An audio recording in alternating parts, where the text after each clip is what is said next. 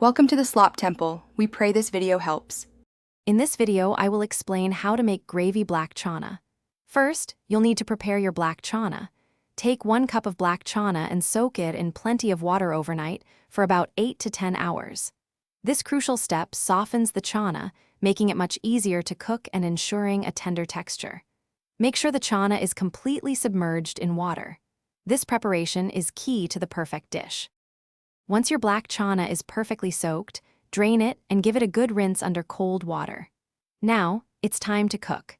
Transfer the chana to a pressure cooker with 3 cups of fresh water. Add about 1/2 teaspoon of salt to the water for initial seasoning. Cook it for 5 to 6 whistles or until it's tender but still holds its shape. This ensures the chana is ready for the delicious gravy. With the chana cooked, let's create the rich gravy base. In a pan, heat 2 tablespoons of oil and sauté 1 finely chopped onion until it turns a lovely golden brown. Next, add 1 teaspoon each of ginger and garlic paste, cooking for about 1 minute until fragrant. Then, stir in 1/2 teaspoon of turmeric, 1 teaspoon of coriander powder, and 1/2 teaspoon of red chili powder. Cook these spices briefly to release their aromas. Now, add 2 pureed tomatoes to your spice mixture and cook until the oil begins to separate, indicating the flavors have melded beautifully. Introduce the cooked black chana to this aromatic gravy.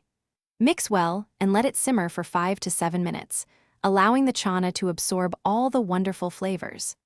Garnish with fresh cilantro and serve your delicious gravy black chana hot with rice or your favorite bread. For more great deals and to check out the new Kindle Paperwhite, be sure to look in the description below.